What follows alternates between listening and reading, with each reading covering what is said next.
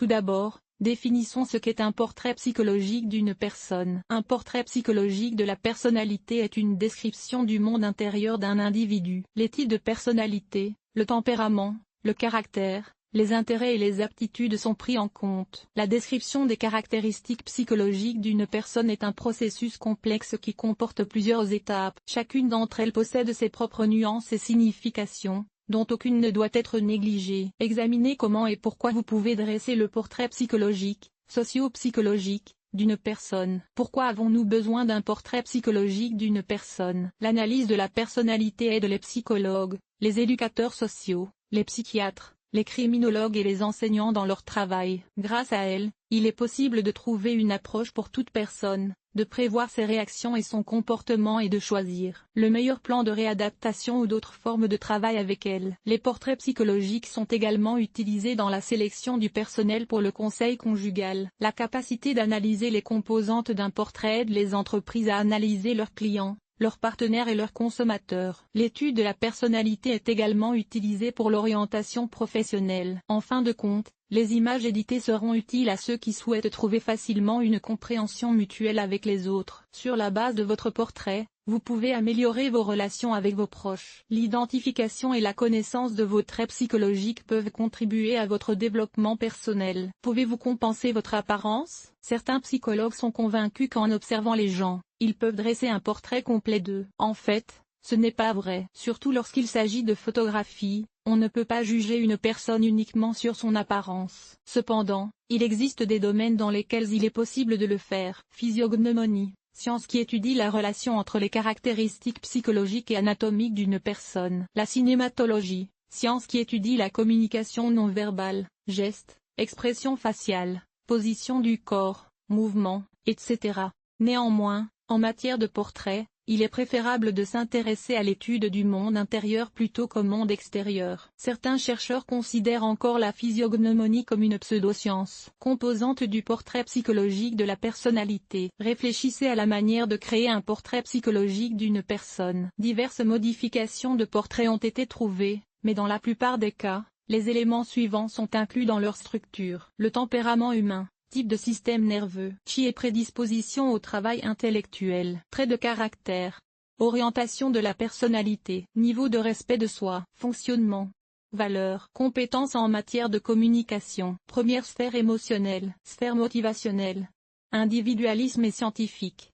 Autres. Lors du diagnostic, il est important de maintenir l'objectivité, de séparer clairement les faits des spéculations et d'éliminer les attitudes personnelles de la personne examinée. Il est donc préférable de confier cette tâche à un psychologue professionnel. Cependant, lors du diagnostic, il utilise des méthodes variées, observation, tests, questionnaires, conversation avec le sujet concerné, etc. Chaque spécialiste dispose de son propre fond. De plus, un ensemble de techniques de diagnostic dépend du cas spécifique. Par exemple, les tests universels sont toujours utilisés pour déterminer le tempérament et l'orientation de la personnalité, tandis que les méthodes à spectre plus étroit sont sélectionnées individuellement. Par exemple, dans un cas, il est important d'évaluer la motivation d'une personne, type et niveau, dans un autre cas, le niveau de troisième anxiété ou de neurooxydation, la sévérité des qualités de leadership, etc. Par ailleurs, il est important de tenir compte de l'âge du sujet. Par exemple,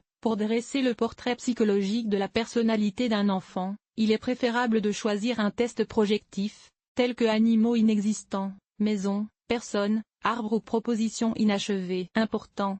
Il est conseillé de faire réaliser un portrait psychologique par un professionnel, c'est-à-dire de faire confiance à un psychologue. Comment réaliser le portrait psychologique d'une personne? Pour dresser un portrait, il faut demander à la personne de passer des tests, mais ce n'est pas le seul moyen. Voici quelques méthodes et algorithmes généraux pour dresser un portrait psychologique. Test des cas pour déterminer le tempérament. Les sujets sont invités à répondre à 57 questions. En fonction des résultats de l'enquête, un graphique est produit, montrant la part de chaque type de tempérament. Il n'existe pas de type unique sous sa forme pure. Le test révèle non seulement le type de tempérament, sanguin, chlérique, pH, mélancolique, mais aussi l'orientation de la personnalité, extraversion, Introversion et ambivalence. Le test indique également la stabilité ou l'instabilité émotionnelle du client. Test des ONK sur le chi. Il définit le développement intellectuel ainsi que la créativité et la capacité à penser logiquement. Les sujets sont invités à résoudre un certain nombre de problèmes. Il résume ensuite.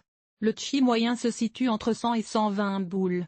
Les scores supérieurs à 150 indiquent des génies inférieurs à 80. Questionnaire à 16 facteurs de Quetela. On propose au sujet de répondre à 187 questions. Cette méthode permet d'évaluer plusieurs caractéristiques psychologiques importantes à la fois. Fermé, sociabilité, pensée concrète, pensée abstraite, stabilité émotionnelle, instabilité, habitude d'obéir, habitude de dominer, retenue, expressivité. Tes normes et disciplines suivantes, comportement peu normatif. Maladie, courage, le réalisme et la sensualité, doute, confiance, le sens pratique, l'onirisme, la naïveté, la perspicacité, la sérénité, l'insécurité, le conservatisme, le radicalisme, adaptabilité, non-conformisme, faible maîtrise de soi, forte maîtrise de soi. La relaxation est une tension émotionnelle. Ce n'est que sur cette base que l'on peut dresser un portrait détaillé de la personnalité. Si vous évaluez également les combinaisons d'indicateurs par paire, vous pouvez identifier les éléments suivants. Le potentiel de leadership et les compétences et les besoins en matière de communication, attitude envers les autres, l'intelligence, flexibilité et rapidité d'esprit, la sensibilité émotionnelle, la propension au risque.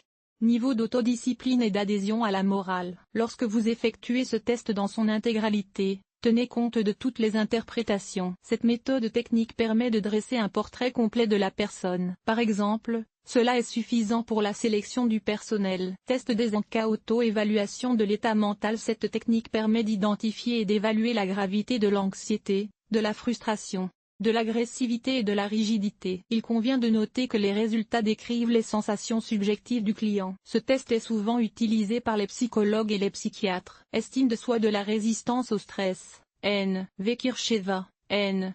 V. Rayapchikova. Les sujets doivent répondre à 18 questions. En fonction des résultats de l'enquête, le niveau de résistance au stress peut être déterminé. Il va de très faible à très élevé. Les résultats du test sont utiles lors de la sélection des professions et des emplois et des choix de personnel en consultation avec un psychologue. Le questionnaire convient également à l'autodiagnostic, à l'autorégulation et au travail sur ses sentiments. Test S.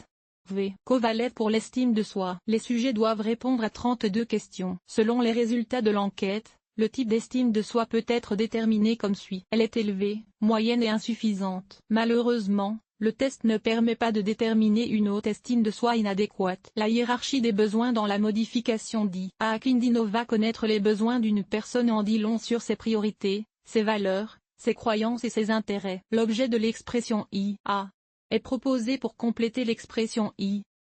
Point est proposé pour compléter la phrase je suis. 15 options de continuation sont proposées. Toutes doivent être réduites en importance. Le test identifie les besoins dominants et permet de déterminer la satisfaction des besoins suivants: avantages matériels, sécurité, relations interpersonnelles, respect des autres, réalisation de soi. La hiérarchie des besoins aide à comprendre les motivations du comportement d'une personne donnée. Questionnaire motivation pour le succès et peur de l'échec.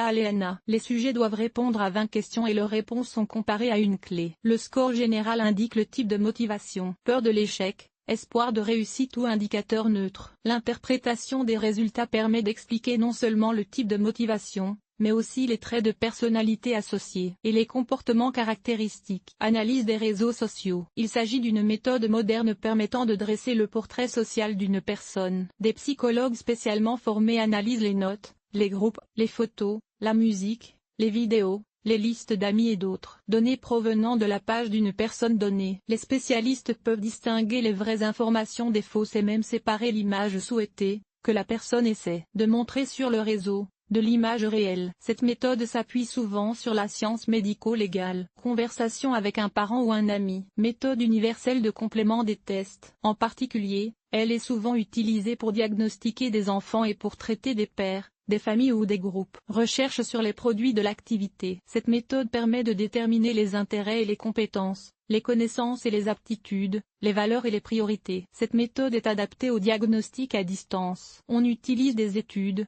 des dessins, des essais, des travaux manuels, des rapports, etc. Tout ce qu'il a fait, rempli, écrit, peint, etc.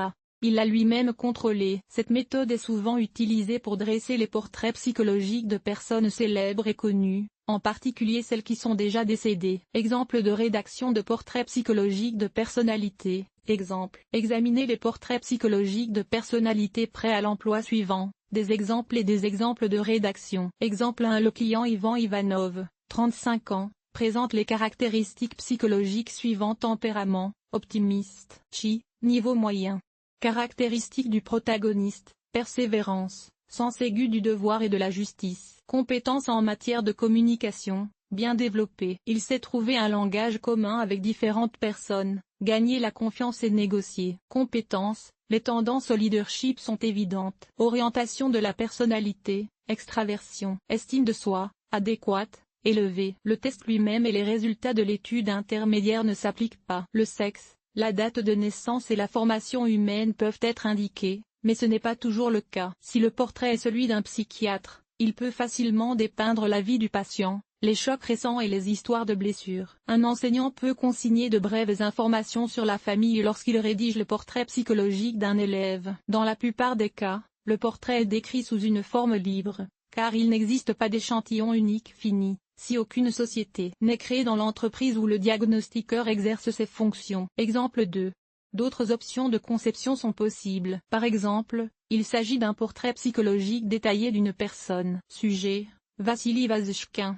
Formation, étudiant, études d'avocat. Méthode utilisée, questionnaire Eisenka, sur le tempérament, test Ketela, 16 facteurs de personnalité, test de résistance. Au test de motivation. Pour atteindre le succès ou éviter l'échec. Lors du diagnostic, il est apparu que le client possède un potentiel de leadership important, mais qu'il se caractérise en même temps par une peur de l'échec et une anxiété accrue. Ces traits déforment le portrait type du choléra. Un tel tempérament a été détecté par les sujets. L'anxiété est incompatible avec le déterminisme et peut équilibrer un niveau élevé de responsabilité et un sentiment d'obligation, avec une motivation pour éviter l'échec. Conclusions et recommandations. En général, un type de personnalité harmonieux, mais une faible résistance au stress et une forte anxiété peuvent causer des problèmes dans le domaine professionnel. Droit. Il devrait peut-être choisir une autre profession ou s'engager dans le développement de qualités plus faibles. Important. En général, l'algorithme pour dresser un portrait psychologique est le suivant: brèves informations sur le client, description des éléments du portrait. Conclusion générale et recommandations. Questions pour établir votre portrait psychologique. Pas de questions spécifiques. Pour trouver et rédiger un portrait psychologique de votre personnalité, il est recommandé d'utiliser des méthodes simples, par exemple des tests géométriques et projectifs. Un technicien populaire est le test de S. Dellinger. Pour vous décrire, posez la question suivante: quelles sont les figures qui m'attirent le plus? Les rectangles, les carrés, les cercles, les triangles ou les zigzags? L'interprétation des réponses permet de déterminer le type de personnalité. La forme. Description du portrait psychologique. Triangle. Vous êtes un leader né et vous avez l'habitude de vous concentrer sur l'essentiel. Vous pouvez traiter facilement de grandes quantités d'informations et trouver un langage commun avec des personnes différentes. Cependant, une rationalité excessive peut entraver les relations interpersonnelles. Rectangle. Vous êtes en perpétuelle recherche et avez soif de changement. C'est pourquoi vous êtes parfois l'un des autres types. Le rectangle est le type de personnalité le plus instable. Rectangle. Vous n'avez pas peur du travail et vous avez toujours l'habitude de réussir et de vous rendre jusqu'au bout. Vous pouvez réussir dans tous les domaines, mais vous préférez le travail intellectuel. Le même type de travail avec une durée de vie mesurée vous convient. Vous aimez les règles et l'ordre. Zigzag. Type le plus créatif. Pour avoir pensé en dehors de la norme, vous êtes impulsif et cohérent, ce qui rebute parfois les autres. Mais en même temps, vous savez le faire à votre façon. Rond.